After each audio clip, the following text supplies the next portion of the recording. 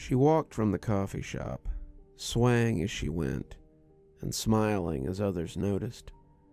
May liked to be noticed, liked to be seen. On a whim, she bent down to put her mouth against the ear of a man sitting on a bench. He was reading a newspaper, not noticing the goddess that walked just behind him, and when he felt her presence, he started to move away. When she spoke, however, he went rigid, and his face took on a dreamy look. "That's the right choice, Dale. The stock will make you thousands." Dale nodded, turning back to the paper he was reading, and looked pleased as he reached into his pocket and pulled out his cell phone. He was calling his broker. She knew it. And as she moved down the street, she could feel that she was getting closer to her next target. It was a woman. She knew that, but she wouldn't know her until she saw her. She was jouncing up the sidewalk, her heels clicking on the concrete, and as she went around the corner, she saw her sitting at a cafe up ahead. "There you are," she purred as she came clocking up the row, unaware that unfriendly eyes were on her. Someone was marking her path, but she couldn't feel him. Not yet. The woman was sitting outside a cafe, and May could see her erasing something with the stylus that she was using. It was a dress. She was designing something, and she could feel her irritation from here. Whatever she was drawing, it didn't seem to be going well, and when May bent down beside her, the woman jumped as she spoke to her. "Don't stress it, Jamie. You know what you want to make, and you know how it should look." The girl eased back down, smiling as she began working on her dress again. It was going to look so good at the gala next week, and Jamie would be able to stop taking any old job that came by and start working for herself. She was still working in that happy daydream as May walked off, heading towards the subtle pull of her next inspiration. The man kept a safe distance, not wanting to spook her. It had taken him years to track this one down, and he wasn't going to lose her at the end of the chase. She was a thorn in his side, and he would have all of this inspiration brought to an end, just as he had before. May mingled with the crowd, her shadow losing her for a moment, and May leaned her head back as she soaked up the sun of the early afternoon. Boston could be a dreary place, but May seemed to step into every beam of sunlight and find every gust of fresh air. This was her providence, her right, and she strutted along as she turned hearts and heads with her words and her presence. It had always been like this for her, for as long as she could remember, and she could remember a good long time.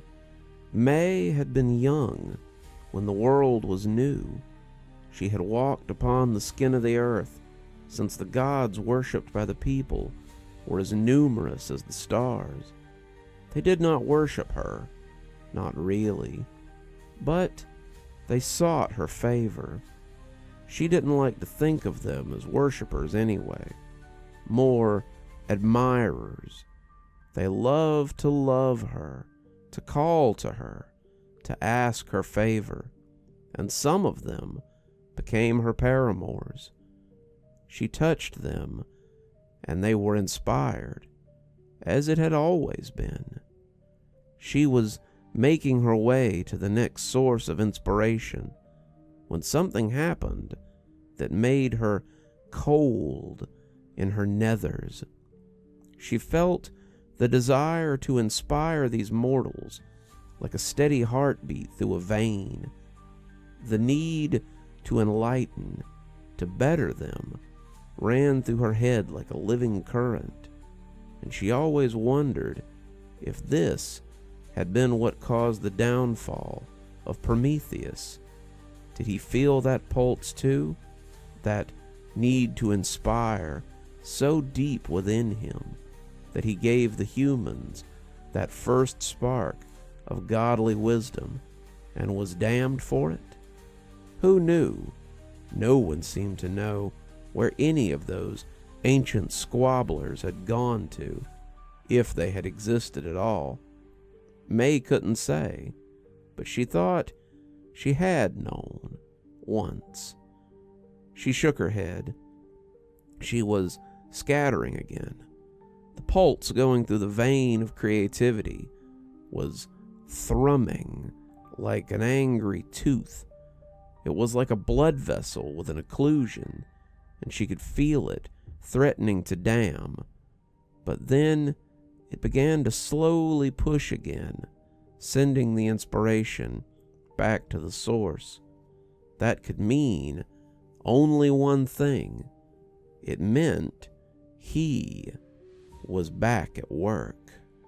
May quickened her steps, apologizing as she bumped someone, and whispered a powerful hunch about the stock market as she put out a hand to stop him from falling.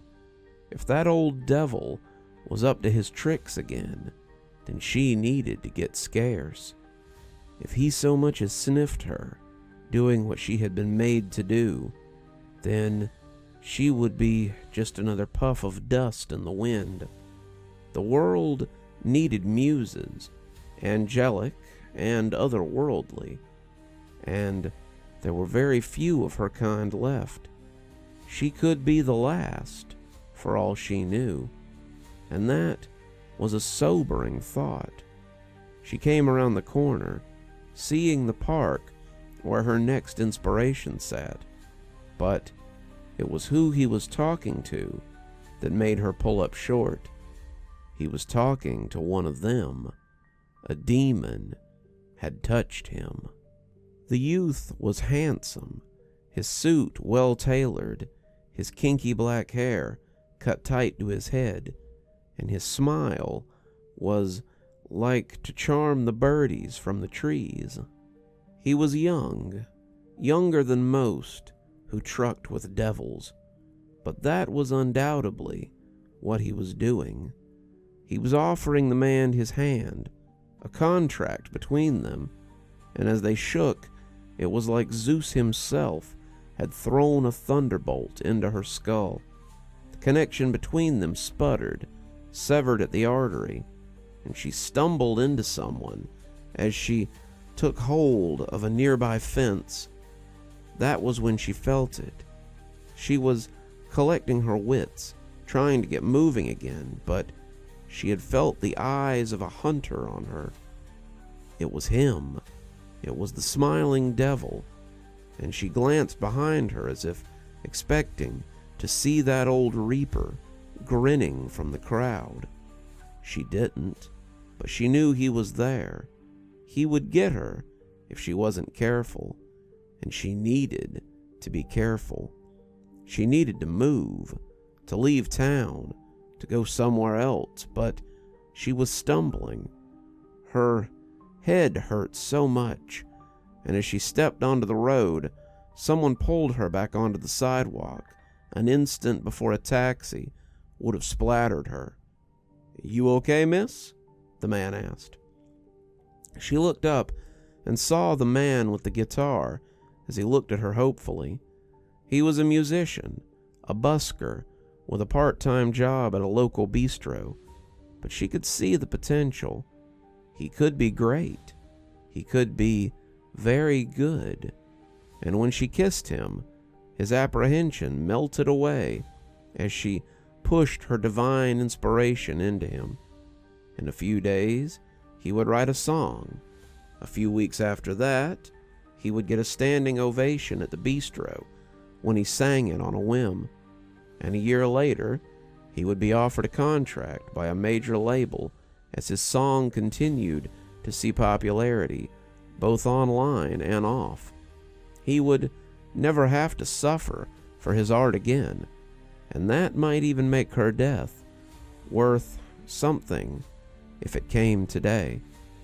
"Thank you for the save, handsome," she said, flitting into the crowd like a spooked deer as he stood and watched her go in confusion and gratitude.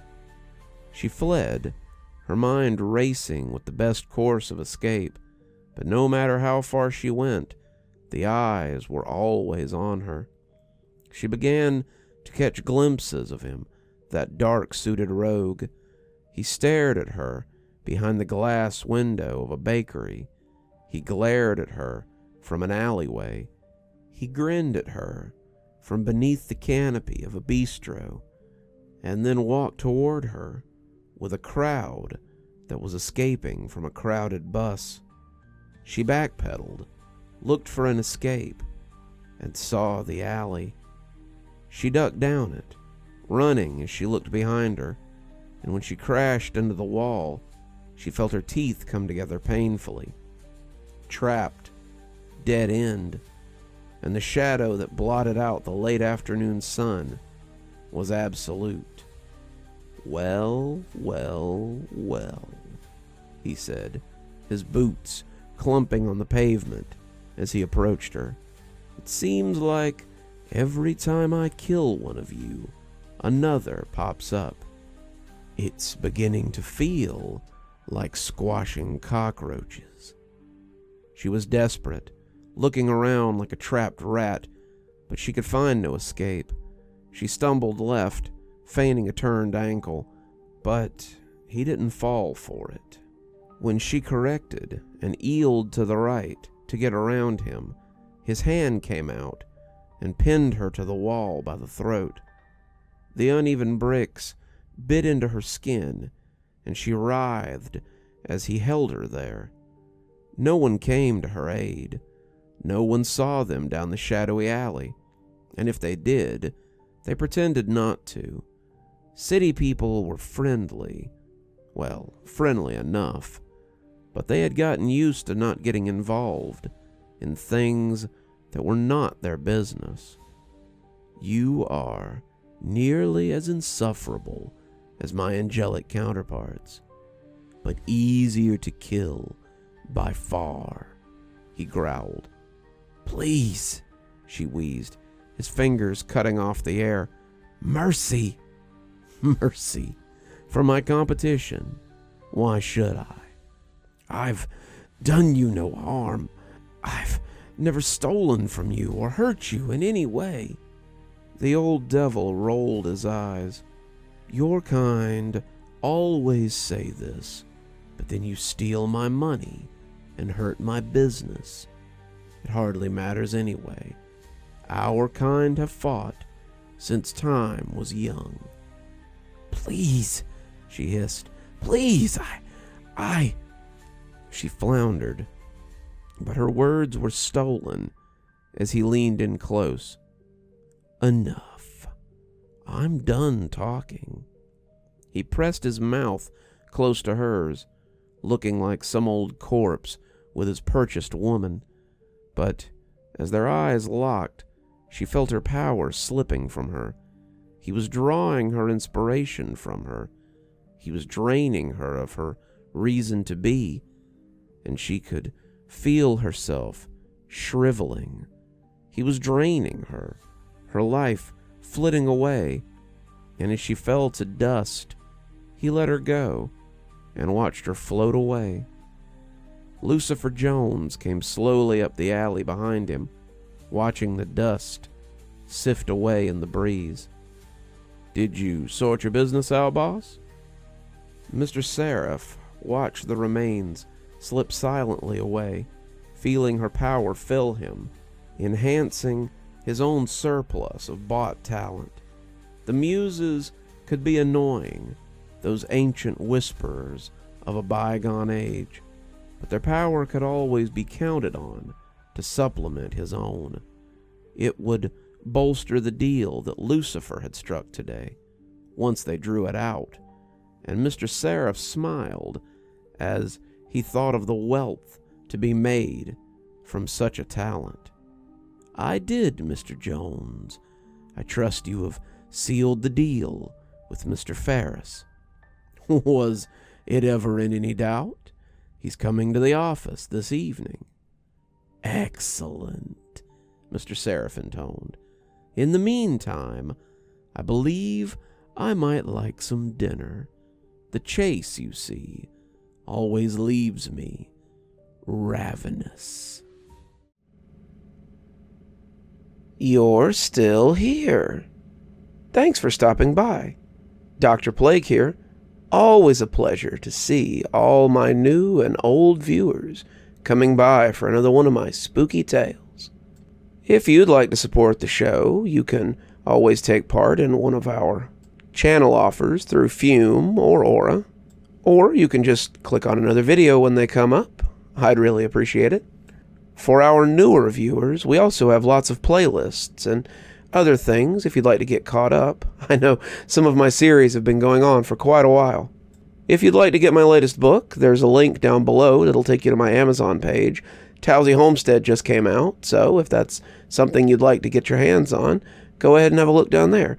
If you'd like a signed copy, you can go ahead and email me from my email address on the site, and I'll get with you about shipping information and ship you a signed copy.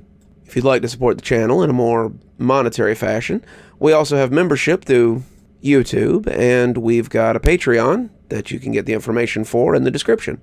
We have lots of tiers and everything to suit your needs. Patrons that support on the $10 tier, that's our Ghostly Reader tier, get a book anytime I write one, signed and on their doorstep.